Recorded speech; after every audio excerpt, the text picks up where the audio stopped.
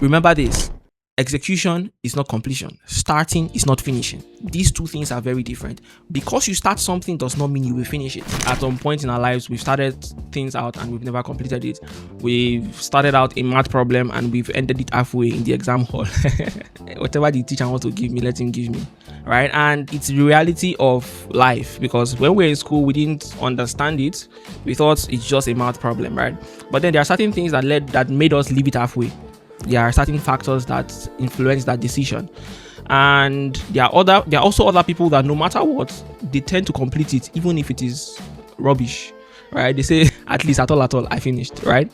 And that reality dawns on us when we now graduate and come into facing life and being an adult, right? We now have to start things. We have to move out of the house. We have to go into higher institution. We have to go for NYSC. We have to start working in companies. We have to start setting personal goals and trying to hit those personal goals. All of that reality all of a sudden dawns on us. But many of us are stuck in a loop. It's called a perpetual motion loop. You think sometimes it's easy to start. You just start something and then you discover along the way you never bring yourself to finishing it. You never really get around to complete it. In fact, many of us have started multiple things and we've never completed anyone. Many of us, we said last year we'll start content creation. Last year we'll be more outspoken about God.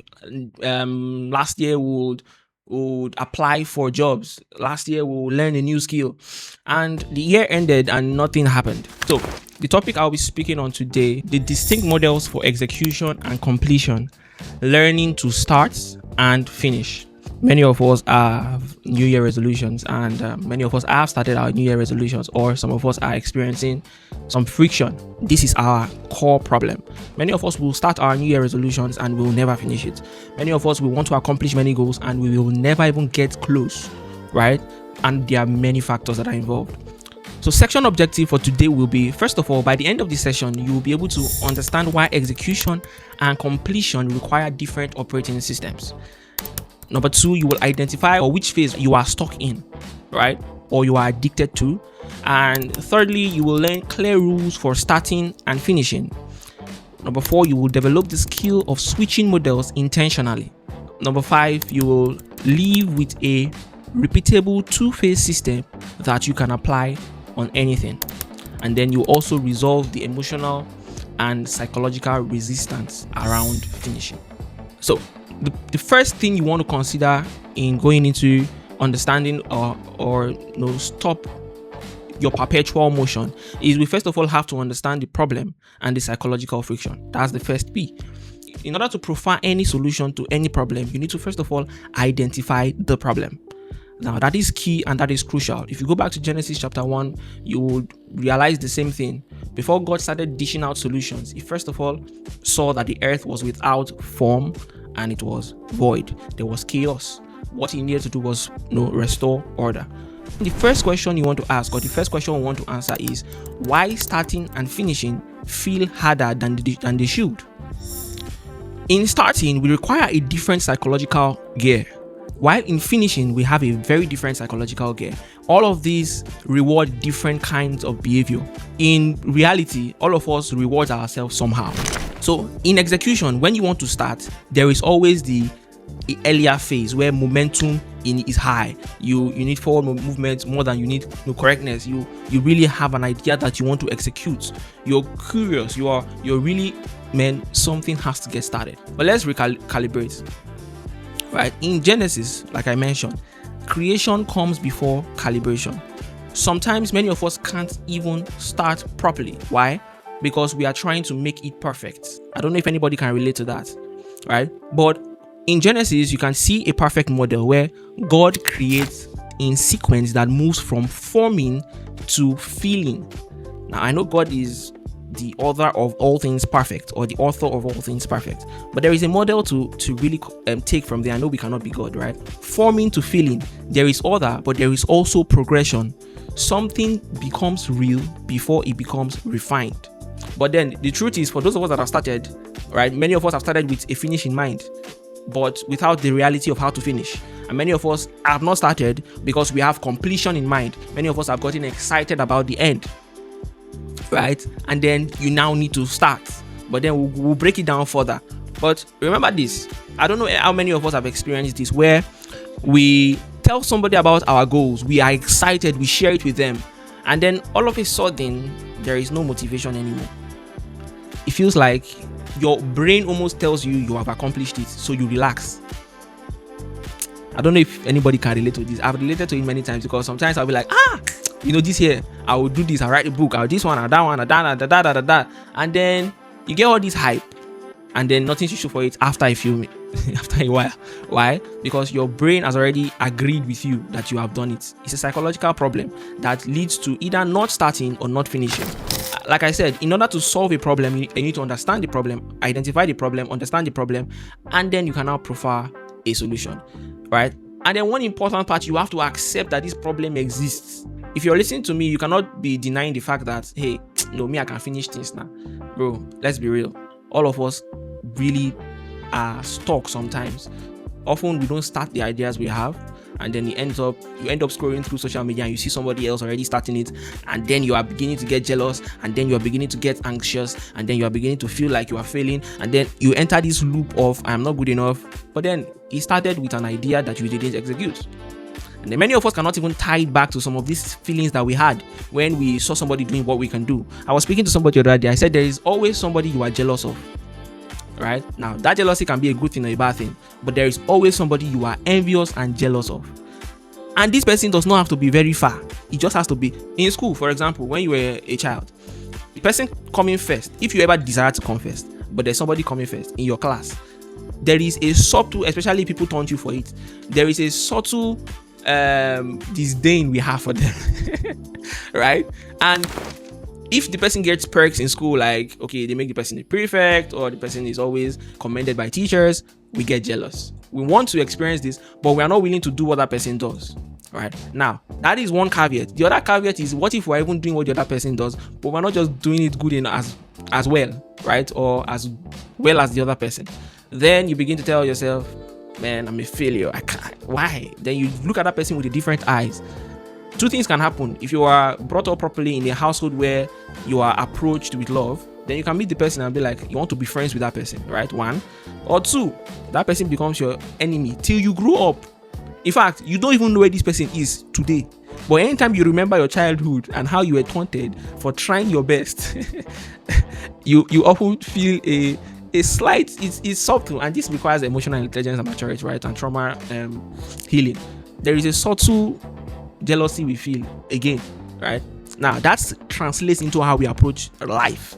So many of us have talent, many of us have skills, but then we see people using these things even in our own environment, and then we develop this subtle, it's like an ick towards that person, or you want to be friends with that person. So there are two approaches to that, but that's not what we're talking about. That's more psychological. But then that translates into our starting and finishing of things. Why? Because our school system never taught us how to refine. It taught us how to just be good. It did not teach us how to be bad at stuff. Remember, in school, anybody that does not come first, second, third, well, you are pretty much useless. The teachers don't even tell you, hey, this is what you need to improve on. Instead, there's one small space in our report card. It's very playful. Just comments that even the parents do not even understand what's happening. They'll just tell the client, you play too much. They'll tell the child, you play too much. I told you, I know this. And then the child enters into this framework where it's either I am good or I am bad. There is no I am bad so I can grow into being good. I am bad at this, and that's okay. We're allowed to be bad at stuff. But there is never that. There is always, it's either you are bad at that or you are good. They reward the good and then they mock the bad. Remember, right? Many of us are familiar with this. But that created the psychological patterns why many of us find it difficult to finish or even to start. You can also even start because many of us were excited with school, but then by the time we did not get the results we wanted, we had disdain for school. So we had momentum, we had motion, we had vibes, execution. But then to complete school, many of us were practically forced to finish school.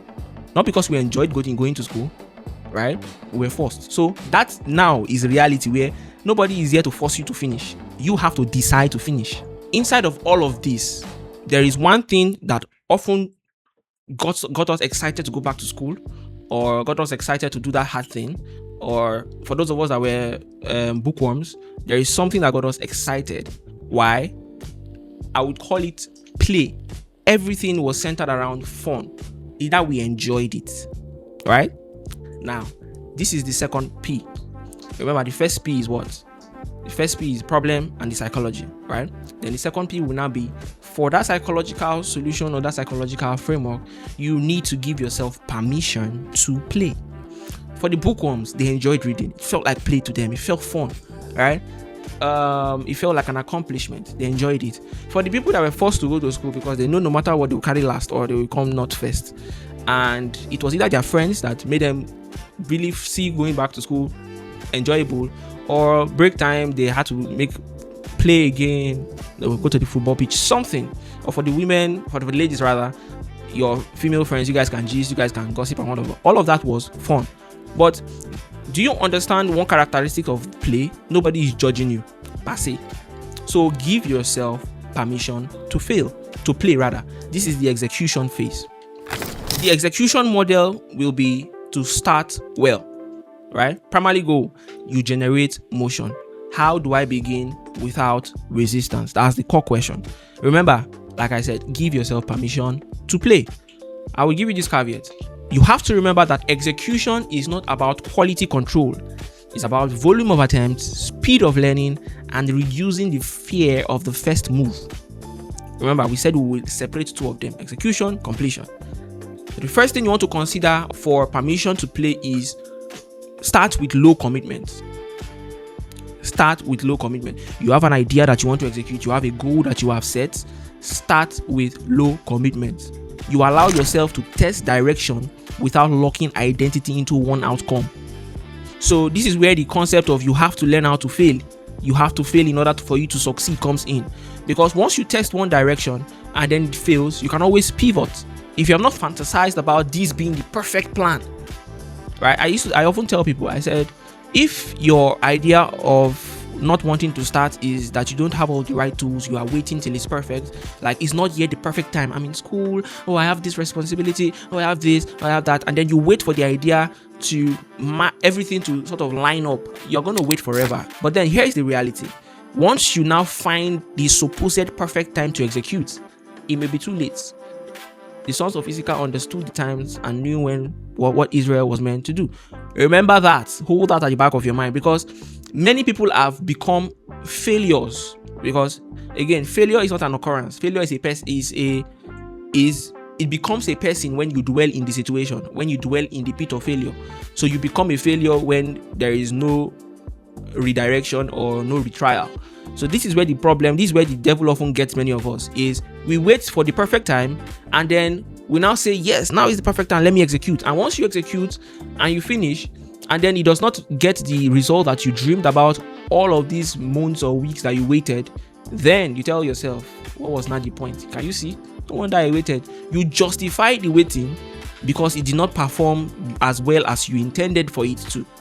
So you're not taking lessons, you're not asking the necessary questions, because you have already married this idea and there is no room for divorce. Right? You are joined to this idea for life. So as the marriage has failed, you are there wallowing and enduring. You are now a failure. In 2026, the concept is to start, execute, but with low commitment. So if your execution requires you to start with the iPhone 7 that you have, start it, right? And then begin to test how that iPhone 7 can actually bring this thing to life. When you wanted to try and start playing, did you say, I want to play perfectly well? No. Now, when all of us were learning how to play football, when the women were learning how to paint dolls or do small husband and wife play when we were children, and they will be cooking. I remember when we were young, I saw a girl, she was cooking grass. She light fire on top tin tomato can. Do you understand that is play? She was not worried about perfection. She was simply starting, and she enjoyed it, whether the food was sweet or not, whether the grass was sweet or not. Now, that concept, you have to translate it into reality, or this time that you have grown up. Because when I wanted to learn how to play ball, I was not like, if I did not juggle the ball well, or if I make a misplaced pass, I will give up and go home. I was trying. I will play like, I will do like this. I will play the ball, and then you begin to now form or reframe your neural pathways until it understands what is necessary for this thing to succeed. Right? Now, the next thing you want to understand is high flexibility. High flexibility. You can pivot quickly because you are not defending a final version. Many of us often, when the thing fails, we in our head begin to defend it. The reason why this thing didn't work is because I was not ready enough. You see, I should have waited more. Then you will now wait for the next 5 years. The reason why this thing did not work is because I was telling God now. I was telling that person that was telling me. I was waiting for God to give me the go ahead. Use God as defense. When God has already put certain things in place for it to work, you say, no, I was waiting for, I want to feel that thing in my day. No, be so it happen, no, right? Because many of us struggle with that crippling mindset, right? So have low commitment but high flexibility. Flexibility protects momentum. We've stopped having fun, right, the way we are supposed to, and we've started really just trying to impress people or trying to get it first try, which is what our growing up taught us. You have to get it first try. You have to get first. You have to this. If you fail it, why? Bad. Red marker. Do better next time. It's a psychological configuring, and many of us are stuck in that loop, which is why the grave is the place with the most talents, the most resources. So for those of us that want to be influencers, people that speak about doctrine, God, Christianity, whatever it is, people that have things riding on their backs, you need to really pay attention to the high flexibility and exploration phase. It is important to feel small so that you don't feel big. You explore, you feel, then you refine. So you are searching for signal, themes, pattern, language, shape. Precision too early is like polishing a sketch you are not sure you even like. What do I mean? You are looking for example, the idea you have, that's sort of delusion that you have about what it becomes. What if you now execute it and it does not look like what you imagined? Then you abandon it. So you have taken all this time to be precise, right? And then it does not turn out to something that you even like. What then happens? You abandon it. Remember, when we were learning how to walk as children, right? The idea that we had was, I want to walk like the way people walked.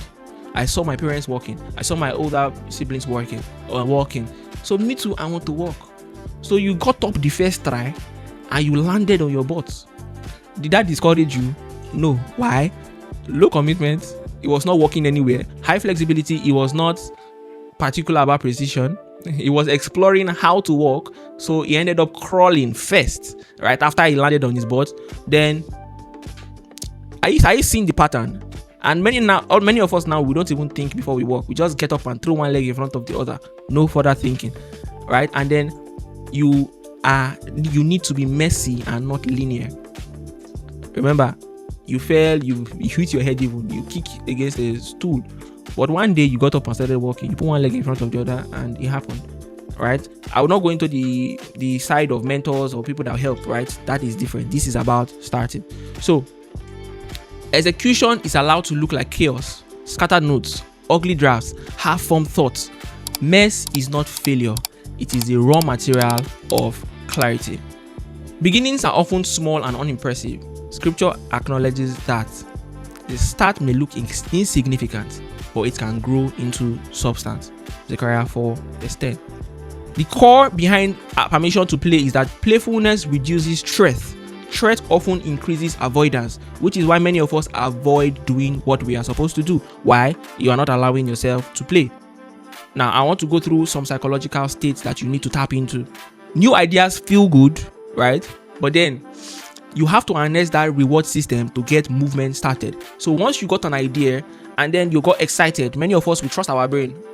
Your brain will fail you, and say the way your brain will fail you, it will shock you. But once you can write it down and start something, you have rewarded that dopamine hit, so you will get more ideas. Remember, even the Holy Spirit works with this. If the Holy Spirit gives you something the first time and you dismiss it, He gives you the second time, you dismiss it, He gives you the third time, you dismiss it, well, you are only playing yourself. You are not playing the Holy Spirit, because yes, so He's our everlasting Father and our everlasting friend. but it does not work with incompetence. It does not work with laxity.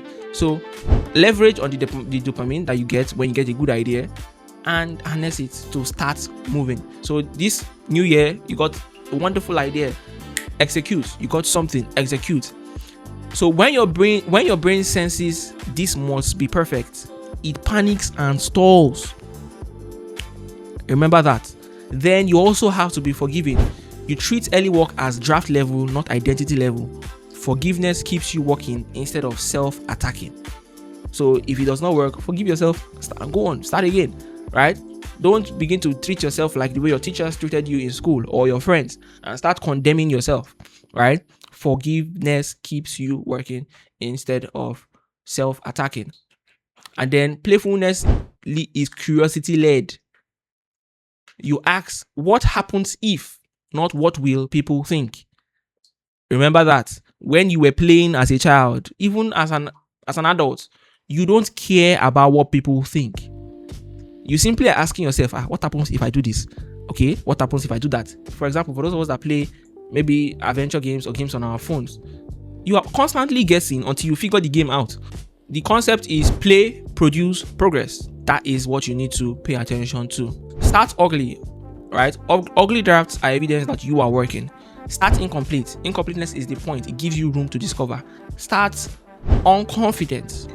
Confidence is usually the result of repetitions, not the requirement. Remember, before you got confident at that game, before you got confident at talking, it was like play, which is why they compose songs for alphabets when we were younger. Then you repeat, and then you get confidence. That's why you can open your mouth and talk and speak English the way you can. And remember this, right? God regularly walks through imperfect people and imperfect starts because growth is the story. Growth is the story. Think about any biblical character. Growth is the story. The next thing you want to pay attention to for execution to work is time box. Don't tax box. So time boxing protects you from the tyranny of I must finish. If your yearly goal is I want to achieve, let's say you're trying to grow your following for maybe your Christian book brand or your podcast, whatever it is that you're trying to do. 30 minutes of motion is better than I must finish the whole thing at one go. You cannot. We often have that concept because how many of you are here by raising of your hands? How many of you read for your exam when the exam is next week? You see that in a psychological bondage. So many of us translate that into work or into goals. We feel like if this thing is not finished tomorrow, then what is the point? So once you start and it has not finished by next week, you can't keep going, right? Or you start and then you force yourself, then you burn out, then you abandon it, and then you goodbye till next year. Then you get another momentum hit. No, this year I must. But you abandon it, to remember. But 30 minutes or 1 hour every day of motion is better than trying to compound everything and then experience burnout. So time box. Say I'm committing 2 hours to this thing and I must get it started. I don't care if it is done or not, or if it's perfect. If I can get 1 hour into this thing, put it out, or whatever your framework is. If it is a long project, you can dedicate little amounts until it's finished. If it's a short one, if it's a short idea, execute it immediately. Funny enough, there is a psychological pattern, I've forgotten the name. It says if we give something a stipulated amount of time, it will take that time to finish it. So if you say this thing will take 5 days, it often takes 5 days to finish it. This psychological pattern is for simple ideas. Don't overthink it, don't overflog it, don't try to stretch it across a few days and say, okay, I'll finish this thing in a few days. Often you find yourself on the last days when you now begin to just breeze through it. So why not just do that on the first day so that you can have room to execute more ideas the next days, right? Rather than wasting your time on one idea. Momentum over clarity. Clarity is often the byproduct of movement. You don't think your way into clarity, you walk your way into clarity, right? Move, then make meaning. Move, then make meaning. So here is the summary, right? Start with freedom and finish with firmness. Execution is permission, completion is responsibility. You have to understand that execution requires what? Energy, momentum, right? Execution, you are starting, it runs on motion, while completion runs on closure. right? Completion is we make a decision phase, and many of us are bad at making decisions.